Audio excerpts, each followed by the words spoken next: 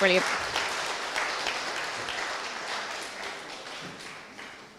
Okay, so we're going to begin our series of encountering Jesus. Now, I have to say, I'm really, really excited for the different people that we're going to meet who have encountered Jesus in different ways. And the first person that we are going to meet is a man named Nathaniel. Okay, so Nathaniel went along with a friend. He was invited.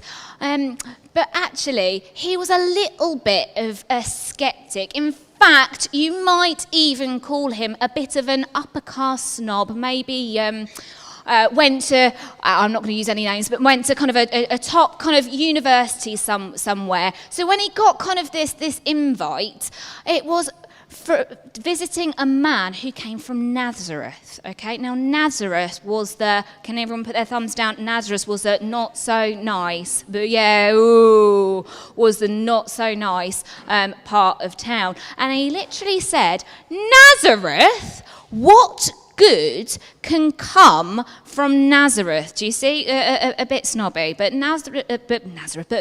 Nathaniel began with an N. Nathaniel was about to find out something very, very special. He was about to be challenged in his known snobbery, if you like. So, can I ask you, all right, has anyone ever played Truth or Dare ever in their lives? Truth or Dare? Yeah, honestly, truth time. Honestly, if you ever, yeah, okay. Bet you've kind of done some interesting stuff. So, with those of you, all right, who are wearing a hoodie, all right, there's very few of you, or a jacket, all right, could you please stand up? All right, there's a couple of you are, okay? All right. Now, as long as you're wearing something underneath that hoodie or that jacket, please, you do not do this, okay, if you aren't. All right, are you ready for a dare? You ready for a dare? Okay. All right, what I would like you to do, very, very simple, is to turn your hoodie or your jacket inside out, all right, and wear it, okay? So anyone do it? Turn it inside out, yeah, all right. All right, now, seems quite an easy dare so far.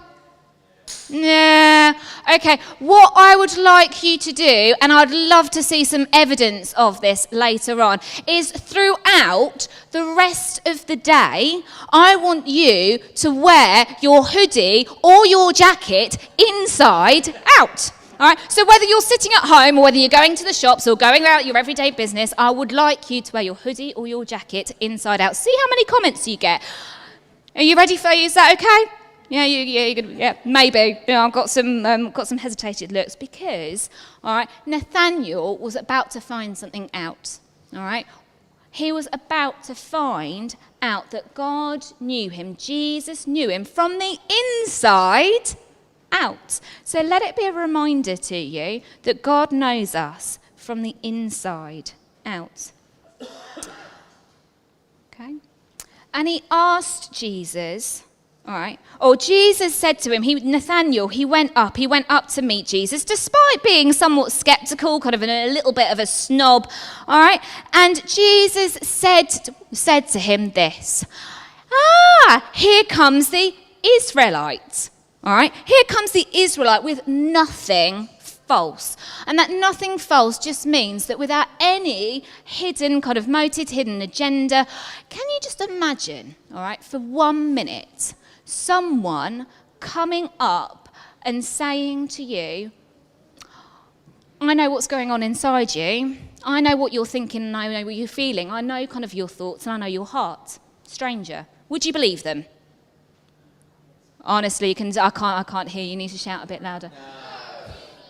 No, you probably wouldn't believe them. But I know Jesus was saying, I know your thoughts and I know your ways. I know everything hidden, all right, about you. All right, that would probably seem quite scary to me. Who's ever watched Britain's Got Talent? And I'm sorry I couldn't play it today, but who's ever watched Britain's Got Talent? Did any of you ever see the magicians or any kind of magicians, all right, that tell you, all right, something, all right, that you don't know? It's almost like they're mind readers. Has anyone kind of gone through or had their experience? All right, so just imagine, can you pull a shocked face for me of how you would be? Kind of let me see some good shocked faces. Right, yeah. Okay, because this is how how, all right, Nathaniel is probably kind of feeling at this time. And then he says, honestly, how do you know me? Really? You have just met me. It's not like you know me from the inside out. How can you see what's going on inside me? How do you know me?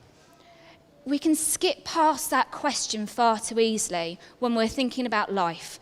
We've got some major questions, all right? So when we're going off to university, or when there's lots of talk, isn't there, about how the world was created, all right? We've got sort of the bigger questions. But actually, when it really comes down to it sometimes, all right, if we really think about it, it's, God, how do you know me? So I'd invite you all throughout this series to start asking that question, just to God, all right? How do you know me? Okay, I've got a second dare for you, all right? Is anyone brave enough? Ah, there we go. Go on, come up, Matteo. And you don't usually. Yeah, you lost your fear now. You're feeling a bit braver, okay? You might regret it. Okay, so I've got something for you. Now, can anybody... Oh, do you know what? It was my birthday the other day, September the 2nd. Yeah, just so you know. My mum bought me some gorgeous flowers that came in the post. Loved the flowers, but then I got really excited for the box because it meant that I could do this. So even as you get older, you still get excited over boxes. Now, Matteo, are you blind? Can anybody see what's going on inside here? No? It is perfectly hidden, isn't it? Right. Do you know what's inside it? Now, you don't need to pull that up.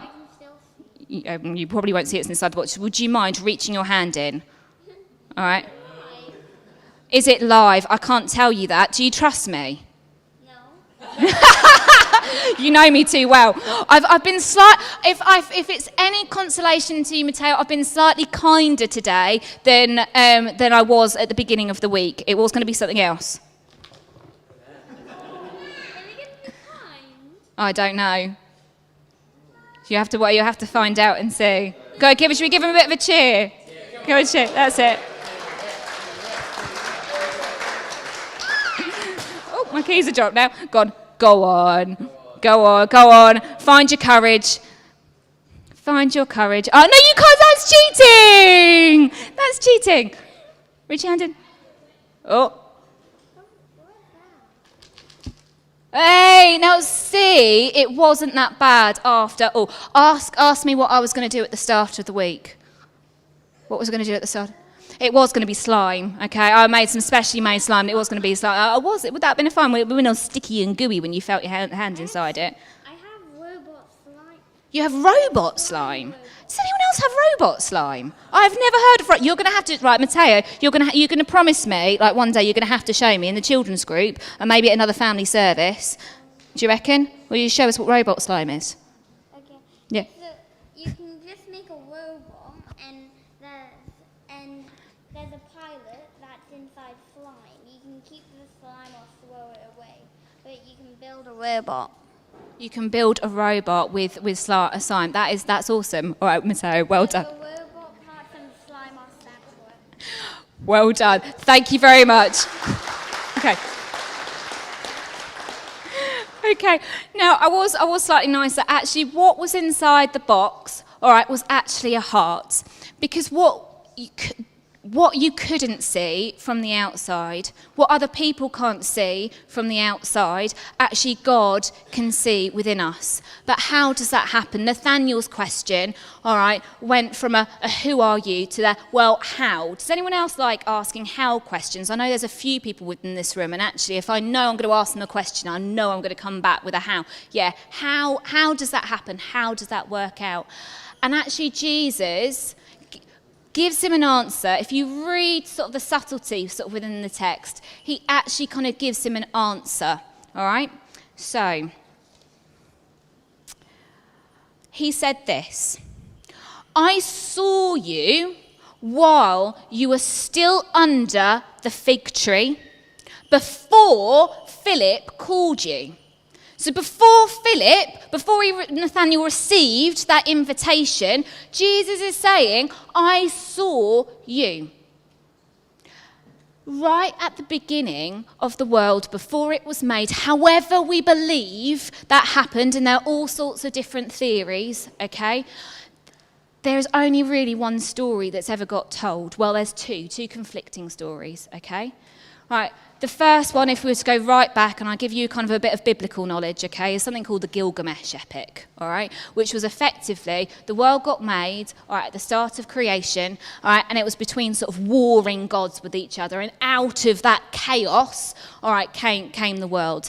And essentially, all right, what we believe now, to an extent, isn't that different, in as much as we either believe, all right, that everything happened by chance through a random set of circumstances, or we believed that it was something purposeful. Now, either way, whether you're a creationist, whether you're an evolutionist, whether you're an I don't knowist or whatever, all right, it comes back to that fundamental line. Do we believe that something set in motion right before the beginning of time? Do we believe that we got here through a purposeful event or through random chance?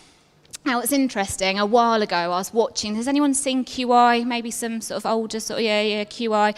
The guy actually had kind of a deck and cards, and he said, do you realise actually to have one set or one sequence with all these cards is actually pretty slim to have that same set repeated again. So to have like your Jack, Queen, King, 10, 9, 8, 7, 6, all right, to have that same set repeated by someone else somewhere entirely different, actually it was close, not quite, all right, but close to impossible. So with all the things that kind of go on and that happen within our world, with how it got set in motion, actually, you can kind of see that actually it's at least improbable, all right, that it happened. We can't prove it either way, but improbable that it happened without something or somebody creating to being. It is far more probable, far more likely, you can reason it that way, that everything was set in motion, all right, by somebody, all right, that thought about it beforehand. If you look at a clock, you don't just think that it got there or arrived, all right? Someone thought about it beforehand. So out of those two conflicting stories, all right, regardless of the how, we can still say, God, I don't know quite how it happened. I don't know all the ins and outs of it, but I do know that it had to be you. All right? I do know that it had to be you. Because God's promise to us is similar to Nathaniel's. I saw you while you were still under that fig tree. And it tells us in the Psalms, before right, you even knew me, I knew you. You were knitted together, all right, in your mother's womb. I knew you before you encountered me. Nathaniel, I knew you before you even had a grasp of me in your mind. I knew you. And whatever happened, it doesn't tell us, right, what happened or what Nathaniel was doing under that fig tree. It doesn't say. But from judging from what I can read and reading around, all right, it was a private moment. It was a significant moment, but it was a private moment between God and between Nathaniel. You know, there are some moments kind of in our lives where actually God reveals something within our own lives, but actually by his grace and by his mercy that we've been learning about sort of over Jonah, actually sometimes those moments are hidden and private. But even in the hidden and those private moments, God sees and God knows. Okay? So I was talking before about a magician, okay?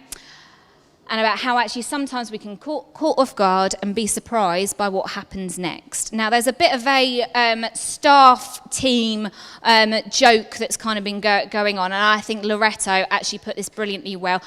Adam sometimes can be a little bit of a stirrer, or he'll try and kind of catch you off guard and on the hop. No, you're feigning ignorance now. I don't know what you were talking about.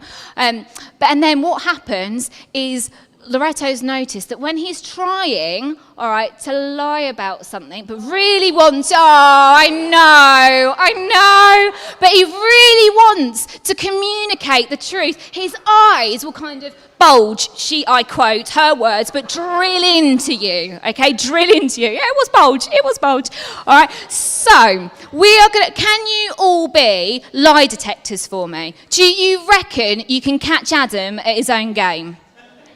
Okay, so Adam, I'm going to invite you up. Okay, Adam is going to tell us a story. And you all need to work out for me whether he is lying or whether he is indeed telling the truth. When I agreed to this, I didn't realise I was going to be accused of being a liar.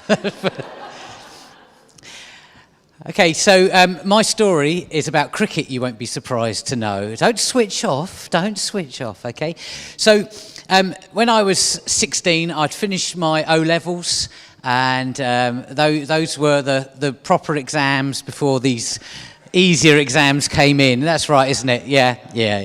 And I finished my O-levels, so I was off school, and my dad used to play for a cricket team on a Wednesday afternoon, and they were short of players, and so I was roped in to play, and I was playing at Worthing Cricket Club down in Sussex, and it was a lovely sunny July day, and we had a team come from another town in Sussex, and they had an overseas player with them that year. And often people from other countries, Australia, New Zealand, India, would come and play cricket for a small club to get some experience of playing in England. And on the opposition team was a player. He was 16 as well, and his name was Sachin Tendulkar. Now, if you're not into cricket, imagine Pele, Messi, and Ronaldo all rolled into one. This is Sachin Tendulkar. He is treated as a god in India, the best batsman that has ever played cricket. And I played against him as a 16-year-old when he was 16, and I bowled him out.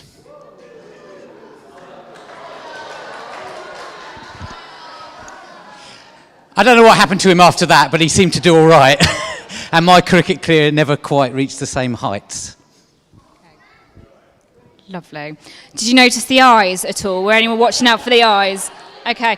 Now, I did appreciate this before I even thought about this, that we're now all going to decide whether you are lying or whether you're telling the truth. So it's how honest we believe you are. So anyway, could you, if you believe that Adam was telling the truth, could you stand up? Adam, sit down. All right. If you believe that Adam was indeed lying, then you can stay sat down. So no, just stay standing up for me. Stay standing up. All right, Adam, note the people who believe. Yeah. Just note that.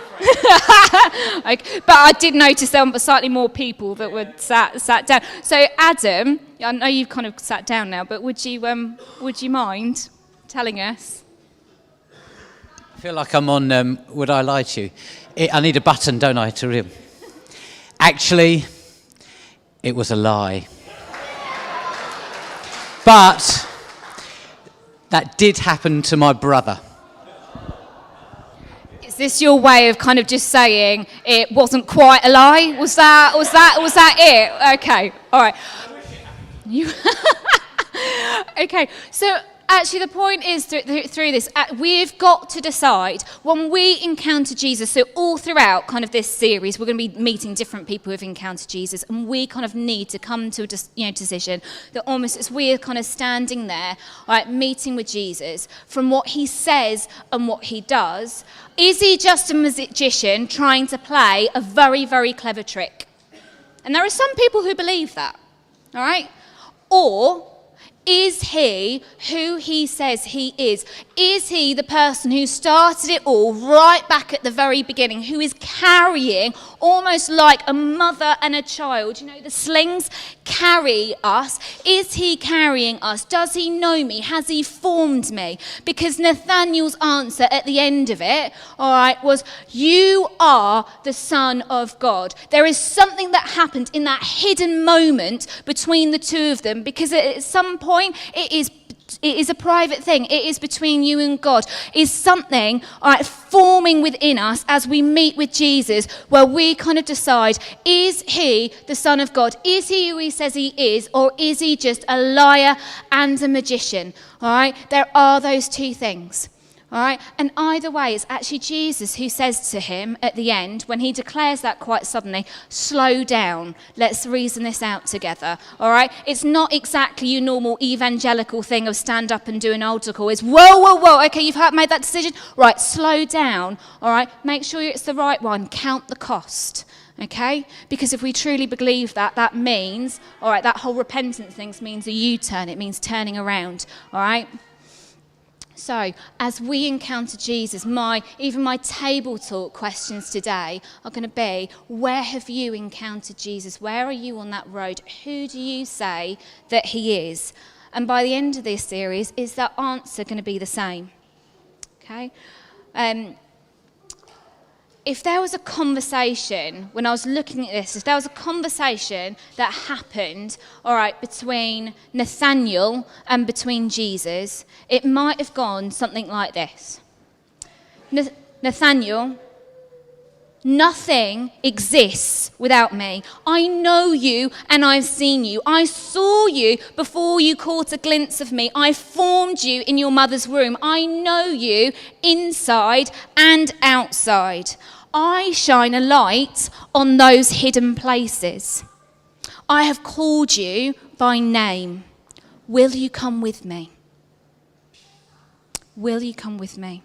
So I'd really encourage you to go and have a look on your own, all right, in those hidden moments at that conversation between Nathaniel and Jesus. Put your own name into the text and make it a prayer just between you and God, and ask the question, Jesus, how do you know me? But, at the end of it, Jesus does ask us a question, and he does it repeatedly throughout Scripture in return.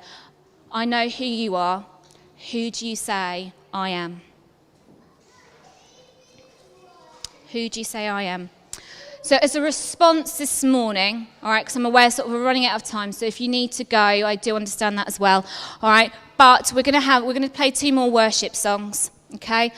There is some tough trays. There's 3 in the corner. And there's a scripture that says, I hold your name in the palm of my hand. Literally, it's etched into me. I hold your name in the palm of my hand. So what I'd like you to do, all right, whether you're a family, I'd love you, or a part of our church family, what I'd like you to do is come up, draw around your hand, or draw around sort of another person's within your family's hand, okay? And I'd like you to write your name in that tough tray, knowing that God holds your name in the palm of his hand, okay? So if that is the right response for you, then please feel free to go up and use those tough trays and write your name